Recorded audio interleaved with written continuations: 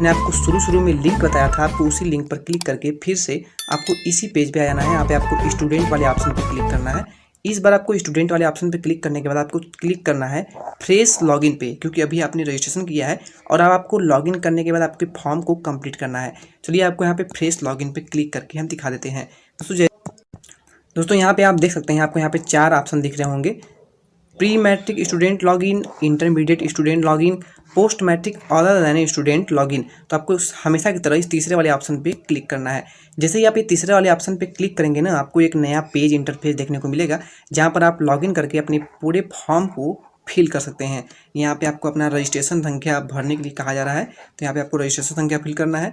इसके साथ साथ आपका जो पासवर्ड जो आपने अभी बनाया था वो पासवर्ड इसमें डालना है, और यहाँ पे ये जो कैप्चा कोड दिया गया है वो आपको यहाँ पे डालना है, और आपने जो पासवर्ड बनाया था उसी पासवर्ड को यहाँ पे डाल देना है।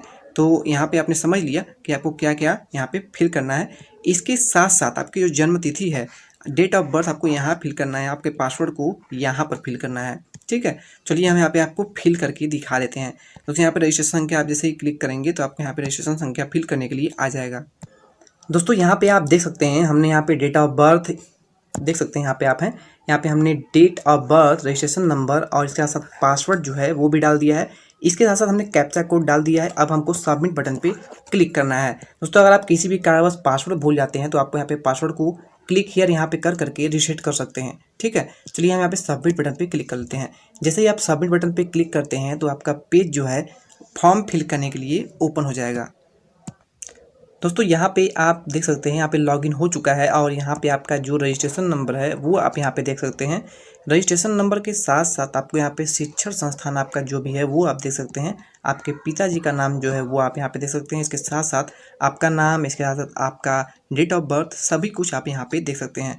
दोस्तों यहाँ पर आने के बाद आपको मेन काम करना है, आपको यहाँ पे ये एप्लीकेशन फॉर्म को फिल करना है, अपने डॉक्यूमेंट को जो भी यहाँ पे मांगा हुआ है उसको अपलोड करना होता है। इसके साथ साथ आपका इनकम या फिर डोमिसाइल कास्ट सर्टिफिकेट यहाँ पे आपको वेरीफाई करना होता है। आपका आधार जो है वो वेरीफाई करना होता है। एप्लीकेशन फॉर्म को लॉक करना होता है, और लॉक करने के बाद आपको उसे प्रिंट करा करके अपने कॉलेज में ले जा करके सबमिट करना होता है। तो चलिए हम यहाँ पे पहला वाला प्रोसेस यानी कि एप्लीकेशन फॉर्म को फिल कर लेते हैं। एप्लीकेशन फॉर्म को फिल करने के लिए आपको यहाँ पे ऊपर इस 3 डॉट पे क्लिक करना होगा। जैसे ही आप इस 3 डॉट पे क्लिक करेंगे तो आपको यहाँ पे कई सारे ऑप्शन देखने को मिलेंगे। यहाँ पे रजिस्ट्रेशन स्लिप को प्रिंट करें, तो यहाँ पे दोस्तों जो रजिस्ट्रेशन स्लिप को प्रिंट करे वाला ऑप्शन दिख रहा है ना, ये यहाँ पे ग्रीन दिख रहा होगा आपको। ये ग्रीन इसलिए दिख रहा है क्योंकि वहाँ पे हमने जब रजिस्ट्रेशन किया था तो उसको प्रिंट ऑलरेडी कर दिया था। दोस्तों आप भी उसे प्रिंट जरूर कर लें, क्योंकि अगर आपने उसे प्रिंट नहीं किया तो आपको फिर से रजिस्ट्रेशन करने की आवश्यकता पड़ सकती है। क्योंकि अगर आप वहाँ पे आपके रजिस्ट्रेशन नंबर को सेव नहीं करते हैं तो आपको वो पता ही नहीं होगा और आप उसे लॉगिन नहीं कर पाएंगे। तो वहाँ पर आप उसे प्रिंट जरूर कर लें। दोस्तों यहाँ पे आपको दूसरा ऑप्शन दिख रहा होगा, छात्रवृत्ति हेतु आवेदन भरें। ठीक है, ये ऑप्शन आपको भी ग्रीन नहीं दिख रहा होगा, तो आपको ये ऑप्शन भरना होता है। चलिए यहाँ पे दूसरे वाले ऑप्शन छात्रवृत्ति हेतु आवेदन पत्र भरें पे क्लिक कर लेते हैं। जैसे आप यहाँ पे क्लिक करेंगे आपके फॉर्म भरने का पूरा पेज जो है वो देखने को मिल जाएगा। दोस्तों यहाँ पे आप देख सकते हैं, आपके यहाँ पे शैक्षिक विवरण पूरा भरने के लिए आ गया है। यहाँ पे आपके पाठ्यक्रम का प्रकार क्या है, तो यहाँ पे स्व-वित्त पोषित ऑलरेडी है, तो इसको आपको कुछ भी छेड़खानी नहीं करना है। यहाँ पे स्व-वित्त पोषित है, इसे आप चेंज भी नहीं कर सकते हैं, इसलिए जो भी है उसको रहने दीजिए। इसके बाद दूसरा जो आपका ऑप्शन है वो है पाठ्यक्रम का नाम। आपका जो भी पाठ्यक्रम है वो आपको यहाँ पे सिलेक्ट करना है। तो यहाँ पे सिलेक्ट कोर्स पे क्लिक करिए। आपका कौन सा कोर्स है, तो वो है आपका डिप्लोमा इन एलिमेंट्री एजुकेशन, यानी कि आपका डिप्लोमा है यानी पॉलिटेक्निक है, तो आपको यहाँ पे क्लिक कर लेना है। जैसे ही आप diploma in elementary education click कर लेते हैं तो आपको यहाँ पे पेज जो है वो फिर से रिफ्रेश होकर के देखने को मिल जाएगा। यहाँ पे पेज रिफ्रेश होने के बाद आपको यहाँ पे नीचे दिख रहा होगा वर्तमान पाठ्यक्रम का वर्ष या फिर अवधि। ठीक है, यहाँ पे आपको वर्तमान पाठ्यक्रम का ब्रांच जो है, आपका जो भी ब्रांच है वो आप यहाँ पे सिलेक्ट कर सकते हैं। यहाँ पे क्लिक करके आपको एक ही ऑप्शन दिख रहा होगा, तो यहाँ पे आपको यहाँ पे क्लिक करके सिलेक्ट कर लेना है। दोस्तों यहाँ पे अगर आप अलग किसी पॉलिटेक्निक स्टूडेंट हैं, आप यहाँ पे अपना ब्रांच सिलेक्ट करते हैं तो आपका जो भी ब्रांच है ना, वहाँ पे इलेक्ट्रिकल, सिविल, जो भी आपका ब्रांच होगा वो आपको यहाँ पे देखने को मिल जाएगा। यहाँ पे इसके करने के बाद आपको क्या करना है, यहाँ पे पाठ्यक्रम का वर्ष या फिर अवधि आपको सिलेक्ट करना है। दोस्तों जो अगर आपका लेटरल एंट्री है तो आपका 2 वर्ष का ही कोर्स होगा। इसके साथ साथ अगर आप 3 ईयर का डिप्लोमा कर रहे होंगे तो आपकी पाठ्यक्रम की अवधि जो होगी वो 3 वर्ष होगी। तो यहाँ पे आपका जो भी ईयर हो वो आपको यहाँ पर क्लिक करके फिल कर लेना है। ठीक, तो यहाँ पे आप देख सकते हैं यहाँ पे 2 ईयर यानी लेटरल एंट्री का स्टूडेंट है और यहाँ पे 2 ईयर के साथ साथ इसका फर्स्ट ईयर का यहाँ पे ऑलरेडी सिलेक्ट हो गया है, क्योंकि इसका कोर्स जो है 2 साल का है और ये जो फॉर्म भर रहा है वो फर्स्ट ईयर के लिए भर रहा है। तो ये ऑलरेडी यहाँ पे सिलेक्ट हो जाएगा जैसे ही आप अपना ब्रांच सिलेक्ट करेंगे। दोस्तों यहाँ पे आपको अगला ऑप्शन दिख रहा होगा, क्या प्रवेश लेटरल एंट्री के आधार पर है? तो यहाँ पे आपको सिलेक्ट करके यस कर लेना है अगर आपका लेटरल एंट्री है तब। दोस्तों यहाँ पे आपको दिख रहा होगा आवासीय या फिर दीवा छात्र ना, तो अगर आपने दीवा छात्र और आवासीय कब कब सिलेक्ट करना है दोस्तों, अगर आप स्टूडेंट हैं जो कि हॉस्टल वगैरह लिए हुए हैं तो आपको आवासीय छात्र सिलेक्ट करना है, और अगर आपने हॉस्टल नहीं लिया हुआ है तो आपको दीवा छात्र पे सिलेक्ट करना है। चलिए हम यहाँ पे दीवा छात्र पे सिलेक्ट कर लेते हैं। इसके बाद आपको यहाँ पे नीचे दिख रहा होगा वर्तमान पाठ्यक्रम में प्रवेश की तिथि। दोस्तों आपने जो कॉलेज में प्रवेश लिया है यानी आपका जो एडमिशन हुआ है वो किस डेट को हुआ है ये आपको पता होना चाहिए। इसके साथ साथ जो भी कॉलेज होते हैं सभी स्टूडेंट का जो प्रवेश तिथि होता है वो सेम होता है। ठीक है, वो सेम ही भरा जाता है जितने भी स्टूडेंट हैं। यानी किसी भी कॉलेज की अगर हम बात कर लें तो अगर उस कॉलेज में 10 तारीख को प्रवेश हुआ है तो उस कॉलेज के जितने भी स्टूडेंट स्कॉलरशिप का फॉर्म भरते हैं सभी को 10 तारीख ही भरना होता है। दोस्तों यहाँ पर वर्तमान पाठ्यक्रम में प्रवेश तिथि और पाठ्यक्रम के वर्तमान सत्र में प्रवेश तिथि इन दोनों में सेम डेट भरा जाना है और ये डेट आपको कॉलेज से ही पता करना होगा। ठीक है, यही तो अगर ये आपने गलती कर दिया तो आपको आगे चल के परेशानी हो सकती है। विश्वविद्यालय बोर्ड एप्लीकेटिंग एजेंसी का क्रमांक, दोस्तों आपका जो विश्वविद्यालय है उसका एक कोड होगा, उस कोड को आपको इसमें फिल करना है। ठीक है, जैसे कि आप गवर्नमेंट पॉलिटेक्निक लखनऊ में पढ़ रहे हैं तो गवर्नमेंट पॉलिटेक्निक लखनऊ का एक कोड होगा जो कि आपको इसमें फिल करना होता है। चलिए यहाँ पे हम जो कोड है वो फिल कर लेते हैं। यहाँ पे कोड फिल करने के बाद आपको नेक्स्ट पे क्लिक करना है। विश्वविद्यालय बोर्ड एप्लीकेटिंग एजेंसी का नाम, दोस्तों एजेंसी का जो नाम है वो आपको यहाँ पे सिलेक्ट करना है, आपकी जो भी एजेंसी हो। इसके बाद क्या व्यावसायिक पाठ्यक्रम में प्रवेश कक्षा 12 के मेरिट के आधार पर हुआ है? तो क्या आपका प्रवेश जो हुआ है वो मेरिट के आधार पर हुआ है? तो नहीं, यहाँ पे मेरिट के आधार पे नहीं हुआ है बल्कि इंट्रेंस के आधार पे हुआ था, तो यहाँ पे हम नो कर ले रहे हैं। पाठ्यक्रम की पात्रता पे क्लिक करके आपको सिलेक्ट करना है आपकी पाठ्यक्रम की पात्रता क्या है। तो यहाँ पे पात्रता जो है वो डिप्लोमा है, क्योंकि ये पॉलिटेक्निक का स्टूडेंट है और ये स्कॉलरशिप का फॉर्म भर रहा है तो ये डिप्लोमा यहाँ पे सिलेक्ट करना होता है। इसके बाद आपको नीचे यहाँ पे पेज थोड़ा रिफ्रेश हो जाने दीजिए। पेज रिफ्रेश होने के बाद आपको यहाँ पे दिख रहा होगा बहुत सारे ऑप्शन, आपको सभी को धीरे धीरे यहाँ पे फिल करते जाना है। दोस्तों यहाँ पे वर्तमान पाठ्यक्रम में प्रवेश तिथि जो है वो आपको कॉलेज से कॉन्टेक्ट करके फिल कर लेना है। इसके बाद यहाँ पे आपको दिख रहा होगा क्या वर्तमान पाठ्यक्रम में जो प्रवेश हुआ है वो UPSEE AKTU या फिर जेई कप नीट के माध्यम से हुआ है? तो जी हाँ, जेई कप के माध्यम से हुआ है। तो यहाँ पे आपको क्लिक करके यस क्लिक कर लेना है। जैसे ही आप यस क्लिक करेंगे, यदि हाँ तो प्रवेश परीक्षा चुने, तो यहाँ पे सिलेक्ट करके आपको जेई कप सिलेक्ट करना है, क्योंकि आपने जेई कप की परीक्षा ही दी थी जिससे कि आपका प्रवेश हुआ है। काउंसलिंग नंबर, आपकी काउंसलिंग जो हुई थी उसका नंबर क्या था? तो वो नंबर आपको यहाँ पे आपका अनुक्रमांक जो है आपका एप्लीकेशन जो नंबर है उसको यहाँ पे फिल करना है। इसके साथ साथ प्रवेश परीक्षा वर्ष, तो प्रवेश परीक्षा 2022 में हुआ है ना जेई कप का, तो आपको यहाँ पे 2022 सिलेक्ट करना है। प्रवेश परीक्षा में आपका रैंक कितना था? तो यहाँ पे क्लिक करके आपके प्रवेश परीक्षा में जितना भी रैंक है यहाँ पे आपको, आपका 10,000 रैंक है तो यहाँ पे 10,000 आपको सिलेक्ट कर लेना है। इतना करने के बाद आपको प्रवेश परीक्षा में प्राप्त कट ऑफ, ठीक है, तो प्रवेश परीक्षा में प्राप्त आपका कट ऑफ कितना था? तो आपका जो भी कट ऑफ है वो आपको इस वाले ऑप्शन में फिल कर लेना है। इसके बाद दोस्तों नीचे आपको बहुत सारे ऑप्शन दिख रहे होंगे जैसे कि हाई स्कूल, डिप्लोमा, ठीक है, आपका जो जो कोर्स रहा हो ना उस कोर्स में आपका कितना कितना मार्क्स है वो आपको यहाँ पे फिल करना होता है।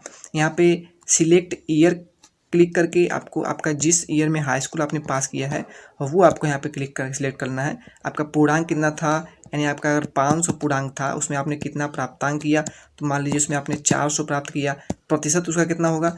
तो अगर 500 को 400 से आप डिवाइड करते हैं तो उसका प्रतिशत कितना होगा वो आपको इस वाले ऑप्शन में भरना होगा। इसके बाद आपका बोर्ड एफिलिएशन एजेंसी, यानी आपका जो भी बोर्ड हो, यानी आपका अगर यूपी बोर्ड हो या फिर CBSE बोर्ड हो, ये आपको इसमें भरना होता है। दोस्तों यहाँ पे नीचे आपको डिप्लोमा भी दिख रहा होगा, ठीक है, यहाँ पे तो आपने डिप्लोमा तो अभी किया नहीं, अभी आप तो कर ही रहे हैं ना, तो इस कंडीशन में आपको यहाँ पे डिलीट का ऑप्शन दिख रहा होगा, आपको इस वाले ऑप्शन को डिलीट कर देना है। यहाँ पे आप क्लिक करेंगे ना तो ये आपका डिलीट हो जाएगा। दोस्तों यहाँ पे आप देख सकते हैं हमने जितना भी डिटेल था उसको यहाँ पे फिल कर लिया है। हमने यहाँ पे पाठ्यक्रम की अवधि या फिर वर्तमान सत्र में जो प्रवेश तिथि है यानी 30/9/2022 को हुआ था, तो दोनों में ही हमने 30/9/2022 फिल कर लिया है। इसके साथ साथ यहाँ पे नीचे जो भी डिटेल है वो सभी को हमने यहाँ पे फिल कर लिया है। दोस्तों यहाँ पे अपना काउंसलिंग नंबर, अनुक्रमांक और प्रवेश परीक्षा में जो कट ऑफ है वो आपको यहाँ पे फिल करना है। यहाँ पे हाई स्कूल का जो नंबर है आपका, जितना भी आपने नंबर पाया है, जितना भी पूर्णांक है उसको फिल करना है। आपका प्रतिशत कितना रहा वो भी यहाँ पे डाल देना है। यहाँ पे हमने 80% डाल दिया है। आपका बोर्ड जो है वो कौन सा है, तो यहाँ पे यूपी बोर्ड हमने डाल दिया है। दोस्तों यहाँ पे हमने हाई स्कूल का डाला हुआ है। अगर आप इंटरमीडिएट करे हुए हैं तो आपको यहाँ पे ऐड न्यू रो पे क्लिक करके इंटरमीडिएट डाल देना है। अगर आपने ग्रेजुएशन किया हो तो आपको ग्रेजुएशन का भी यहाँ पे डाल देना है। दोस्तों इतना करने के बाद आपको यहाँ पे नीचे आपको यहाँ पे ये कैप्चा कोड फिल करना है। अब कैप्चा कोड फिल करने के बाद आपको इस वाला आइकन पे टिक मार्क कर करके सबमिट कर देना है। इसलिए यहाँ पे हम टिक मार्क कर करके सबमिट कर देते हैं। दोस्तों देख सकते हैं आप, सबमिट करते ही आपका फॉर्म जो है वो सबमिट हो जाएगा। आपका शैक्षणिक का जो काम है वो कंप्लीट हो चुका है। अब आपको निजी वाले सेक्शन में सभी डिटेल फिल करना है। यहाँ पे आपका आवासीय पता यानी आपका जो भी जगह हो, जिस जगह से आप रहते हैं वो आपको भरना है। इसके बाद फिल करने के बाद आपका जो फिलहाल में आप जहाँ रह रहे हैं उसका पता अगर सेम ही है तो आपको इस टिक बॉक्स पे टिक कर देना है। वो ऑलरेडी जो है वो फिल हो जाएगा। इसके बाद आपका राशन कार्ड का संख्या यानी आपका जो फैमिली का जो राशन कार्ड होगा ना उसका संख्या एक होता है, वो आईडी आपको इसमें फिल करना होगा। इसके बाद दिव्यांगत प्रकार, यदि आप विकलांग हैं तो आपको यहाँ पे सिलेक्ट करना होता है। क्या आप विकलांग है तो दृष्टिहीनता आपके अंदर है, चलन संबंधी कोई भी अगर विकलांगता है तो आपको इसमें से यहाँ पे सिलेक्ट करना है कि आप विकलांग हैं या फिर नहीं हैं। ठीक है, तो यहाँ पे दिव्यांगता का प्रकार अगर विकलांग नहीं है तो आपको यहाँ पे कुछ भी सिलेक्ट नहीं करना है। दोस्तों अगर आप दिव्यांगता सिलेक्ट करते हैं इसके बाद ही आपका ये सब जो पेज है वो हाईलाइट होगा, या ना ये हाईलाइट नहीं होगा। दोस्तों यहाँ पे आपको नीचे आ जाना है और यहाँ पे इतना ही फिल करने के बाद अगर आप दिव्यांग नहीं हैं तो आपको कुछ भी फिल नहीं करना है। आपको एक कैप्चा डाल करके यहाँ पे टिक मार्क करके अपडेट पे क्लिक करना है। चलिए हम बाकी डिटेल फिल कर लेते हैं ताकि आपका समय बचे। दोस्तों यहाँ पे आप देख सकते हैं हमने जो भी डिटेल है वो फिल कर लिया है। इसके बाद हम यहाँ पे अपडेट बटन पे क्लिक कर लेते हैं। दोस्तों यहाँ पे अपडेट पे आप क्लिक करेंगे तो आपका जो भी अगर गलत होगा वो आपको यहाँ पे देखने को मिल जाएगा, उसे अपडेट करने के लिए बोलेगा। दोस्तों अपडेट बटन पे क्लिक करते ही आपको यहाँ पे दिखेगा आपका ये ऑप्शन तो कंप्लीट हो चुका था, ये भी कंप्लीट हो चुका था। आपने निजी वाले ऑप्शन में सब कुछ भर दिया था अपनी बैंक डिटेल वगैरह को, तो वो आपका कंप्लीट हो चुका था। इसके बाद आपको अपना बैंक डिटेल यहाँ पे फिल करना है, क्योंकि बैंक डिटेल फिल करने से पहले आपका स्कॉलरशिप किसी भी हालत में नहीं आने वाला है। तो आपको बैंक डिटेल में आपको हर एक चीज़ अच्छे से भरना है। सबसे पहले आपको बैंक का नाम आपको यहाँ पे सिलेक्ट करना है। यहाँ पे क्लिक करके आपका जो भी बैंक हो ना यहाँ पे ऊपर स्क्रॉल करके आप भर सकते हैं। यहाँ पे हम यहाँ पे बैंक का जो भी नाम है वो यहाँ पे सिलेक्ट कर लेते हैं। चलिए यहाँ पे हम नीचे स्क्रॉल कर लेते हैं जो भी हमारा बैंक है। तो दोस्तों यहाँ पे आप देखेंगे तो मेरा इंडियन बैंक था इस स्टूडेंट का, तो हमने इंडियन बैंक सिलेक्ट कर लिया है। नीचे यहाँ पे जनपद आपको दिख रहा होगा यानी कि आपका ज़िला कौन सा है, तो यहाँ पे आपका जो भी ज़िला है ना वो यहाँ पे सिलेक्ट करना है। यहाँ पे हमको मिर्ज़ापुर सिलेक्ट करना है। चलिए हम यहाँ पे मिर्ज़ापुर सर्च कर लेते हैं। दोस्तों यहाँ पे मिर्ज़ापुर जो है वो हमने यहाँ पे सिलेक्ट कर लिया है। दोस्तों जैसे ही आप मिर्ज़ापुर सिलेक्ट करेंगे तो ये पेज जो है वो एक बार रिफ्रेश होकर के देखने को मिलने वाला है। दोस्तों यहाँ पे पेज रिफ्रेश हो चुका है। यहाँ पे आपको यहाँ पे ब्रांच का नाम अपना सिलेक्ट करना है। तो यहाँ पे क्लिक करके आपका जो भी ब्रांच है आपके एरिया में जो भी होगा ना वो यहाँ पे आपको देखने को मिल जाएगा। यहाँ पे आपका जितना भी ब्रांच होगा, जो भी ब्रांच होगा आपके एरिया में वो आपको यहाँ पे देखने को मिलेगा। यहाँ पे आपको क्लिक करके मात्र सिलेक्ट करना होगा। दोस्तों आपको ब्रांच सिलेक्ट करने के बाद आपको अपना खाता नंबर यहाँ पे भरना होता है। आपका खाता नंबर क्या है वो आपको यहाँ पे भरना होता है। तो सिक्योरिटी रीजन के कारण यहाँ पे हम जो भी डिटेल है वो यहाँ पे फिल कर लेते हैं। दोस्तों बैंक, अगर आपने बैंक में कुछ और नाम रखा हुआ है और आपका नाम कुछ और है तो वो आपको वही नाम डालना है। यहाँ पे आपको उसी नाम को डालना है जो कि आपके बैंक के पासबुक पर हो। ठीक है, तो यहाँ पर चलिए हम उसी नाम को यहाँ पर फिल कर लेते हैं। और फिल करने के बाद आपको यहाँ पे हमेशा की तरह ये कैप्चर डाल करके यहाँ पे टिक मार्क कर करके आपको सबमिट पे क्लिक करना होता है। चलिए हम इतना काम कर लेते हैं। दोस्तों सारा डिटेल फिल करने के बाद जैसे ही आप कैप्चा वगैरह डाल करके अपडेट बटन पे क्लिक करते हैं तो अपडेट बटन पे क्लिक करते ही आपको यहाँ पे मेन जो आपको काम करना है वो पेज ओपन हो जाएगा, यानी शुल्क संबंधित वाला पेज। इस पेज में आपको दिख रहा होगा अनुमोदित वार्षिक नॉन रिफंडेबल अनिवार्य शुल्क। ठीक है, तो इसमें आपको क्या फिल करना है चलिए हम आपको दिखा देते हैं। दोस्तों स्क्रीन पर आपको एक पिक्चर दिख रहा होगा, ये है डीडी, जिससे कि आपने अपने कॉलेज में जहाँ पर आपने एडमिशन लिया होगा किसी भी गवर्नमेंट कॉलेज में, तो वहाँ पर आपको एक डीडी के माध्यम से ही फीस पेमेंट लिया हो गया होगा, जो कि आपका एडमिशन फ़ी होगा। यहाँ पर 936 रुपये पेड किया गया था। यहाँ पे राजकीय पॉलिटेक्निक मिर्ज़ापुर का, यानी गवर्नमेंट पॉलिटेक्निक मिर्ज़ापुर के स्टूडेंट का है। तो ये एक स्टूडेंट हमें सेंड किया था, तो हमने सोचा कि आपको ये ज़रूर दिखा दें, क्योंकि आपको कोई भी समस्या ना हो इसे देखने के बाद। दोस्तों यहाँ पर आपको आपका जो भी डीडी होगा आपके पास ही होगा, तो आप वहाँ पे जाकर देखेंगे तो आपको यहाँ पे धनराशि जो है वो देखने को मिलेगा। तो आपको वहाँ पर नॉन रिफंडेबल शुल्क में यही धनराशि को फिल करना होता है। आपके जो भी डीडी पर जितना भी अमाउंट हो आपको वही धनराशि फिल करना होगा, नहीं तो आपका जो भी फॉर्म भरेंगे वो गलती हो सकता है। दोस्तों 936 रुपये आपका ये हो गया। इसके अलावा अगर आपने ऑनलाइन पेमेंट किया था, कुछ स्टूडेंट ने 10,370 रुपये ऑनलाइन पेमेंट भी किया होगा, तो वो स्टूडेंट ध्यान रखें, आपको ये 10,370 के साथ साथ 936 रुपये ये दोनों मिलाकर जितना भी अमाउंट आता है, टोटल अमाउंट वही आपको उस नॉन रिफंडेबल शुल्क वाले ऑप्शन में फिल करना है। ठीक है, हालांकि हर एक कॉलेज का जो डिटेल होता है वो अलग अलग होता है, वो जो फीस पेमेंट करते हैं वो उसमें नॉन रिफंडेबल शुल्क में अलग अलग फिल करवाते हैं। तो आप अपने कॉलेज से एक बार ज़रूर कंफर्म कर लें, या फिर आपका कोई भी फ्रेंड वगैरह अगर फॉर्म को भरा हुआ है तो आप उसे उसका प्रिंट वगैरह मंगा करके देख सकते हैं कि वहाँ पर उसने कितना फिल किया हुआ है। दोस्तों यहाँ पे आप देख सकते हैं, हम यहाँ पे टोटल भरने वाले हैं 2306 रुपये, जो कि आपके ऑनलाइन पेमेंट और एडमिशन फ़ी दोनों मिलाकर है। चलिए यहाँ पे हम फिल कर लेते हैं जो भी अमाउंट है, 2306 रुपये यहाँ पे हम अमाउंट जो है वो फिल कर लेते हैं। और अमाउंट फिल करने के बाद यहाँ पे आपको टोटल खाली अमाउंट फिल करना है, अमाउंट के अलावा आपको कुछ भी नहीं डालना है। यहाँ पे हम चलिए कैप्चा को डाल देते हैं। तो कैप्चा है 157। कैप्चा फिल करने के बाद आपको इस प्रमाणित वाले ऑप्शन पे टिक मार्क करना है, और टिक मार्क करने के बाद आपको अपडेट वाले ऑप्शन पे क्लिक करना है। चलिए हम यहाँ पे अपडेट वाले ऑप्शन पे क्लिक कर लेते हैं। दोस्तों अपडेट वाले ऑप्शन पे क्लिक करते ही आपका जो फॉर्म है वो सबमिट हो जाएगा।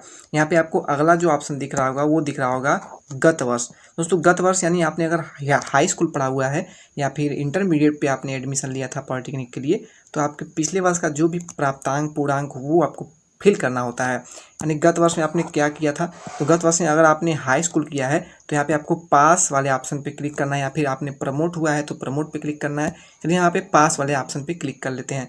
गत वर्ष की परीक्षा प्रणाली क्या थी, तो यहाँ पे इंटर क्लिक करके आपको वार्षिक है या फिर सेमेस्टर है, तो यहाँ पे वार्षिक हम सिलेक्ट कर लेते हैं। वार्षिक के बाद आपको गत वर्ष की अंक प्रणाली क्या है, तो यहाँ पे क्लिक करके वार्षिक अंक प्रणाली है, CGS है या फिर SGPA है, यहाँ पे हम वार्षिक अंक प्रणाली को क्लिक करके सिलेक्ट कर लेते हैं। गत वर्ष का आपका प्राप्तांक कितना था, तो यहाँ पे प्राप्तांक कितना था, आपने गत वर्ष में अगर हाई स्कूल पे किया है तो आपने मान लीजिए अगर आपने 400 अंक प्राप्त किए हैं, तो आपको यहाँ पे पूर्णांक आपका यहाँ पे जो भी है वो फिल कर देना है। यहाँ पे हमने पूर्णांक का प्राप्तांक फिल करते ही आपका जो गत वर्ष का प्रतिशत होगा वो ऑलरेडी यहाँ पे आ जाएगा। दोस्तों यहाँ पर आपको शिक्षण संस्थान का नाम, यानी आपका जो भी कॉलेज जहाँ से आपने पढ़ा हुआ है उसका नाम यहाँ पे डालना है, जहाँ कि आपने रजिस्ट्रेशन में इसको ऑलरेडी डाल रखा था। चलिए यहाँ पे हम इसको डाल लेते हैं। हमारे कॉलेज का जो नाम है वो यहाँ पे हम फिल कर लेते हैं। दोस्तों यहाँ पे आप देख सकते हैं हमने कॉलेज का नाम जो है वो फिल कर लिया है। इसके बाद हम कैप्चा को डाल लेते हैं। कैप्चा है 88455। कैप्चा फिल करने के बाद आपको यहाँ पे जो टिक मार्क है उस पर क्लिक करना है। यहाँ पे आपको टिक मार्क कर करके आपको सबमिट करना है। चलिए हम यहाँ पे टिक मार्क कर लेते हैं। टिक मार्क करने के बाद आपको यहाँ पे अपडेट वाले ऑप्शन पे क्लिक करके अपडेट पे क्लिक करना है। चलिए हम यहाँ पे अपडेट पे क्लिक कर लेते हैं। दोस्तों जैसे ही आप अपडेट पे क्लिक करते हैं आपका फॉर्म जो है वो सफलतापूर्वक भरी गई है। यहाँ पे आपको इंस्ट्रक्शन आ जाता है, आपके आवेदन पत्र की प्रविष्टियाँ सफलतापूर्वक भर दी गई हैं। आवेदन पत्र को पूर्ण करने हेतु अगला चरण फ़ोटो अपलोड करें। बिना फ़ोटो के आवेदन जो है वो पूर्ण नहीं माना जाएगा। ठीक है, चलिए यहाँ पे हम आगे देख लेते हैं कि आपको क्या करना है। दोस्तों यहाँ पे आगे आपको क्या करना है, आपको इस होम वाले बटन पे क्लिक करना है। चलिए हम इस होम वाले बटन पे क्लिक कर लेते हैं। जैसे आप होम वाले बटन पे क्लिक करते हैं तो आपके पिछले वाले ऑप्शन पे आ जाते हैं जहाँ पर आपने शुरू किया था। एप्लीकेशन फॉर्म आपका पूरा कंप्लीट हो चुका है। अब आपको डॉक्यूमेंट अपलोड करना है। दोस्तों उम्मीद है कि आपको समझ में आ गया होगा कि एप्लीकेशन फॉर्म को कैसे फिल करना है। नेक्स्ट वीडियो में हम जानेंगे कि फ़ोटो को कैसे अपलोड करना है और बाकी के डिटेल को कैसे फिल करना है। वीडियो काफ़ी लंबी हो गई है, इसलिए मिलते हैं नेक्स्ट वीडियो में। चैनल पर पहली बार विजिट कर रहे हैं तो चैनल को सब्सक्राइब करना बिल्कुल भी ना भूलें।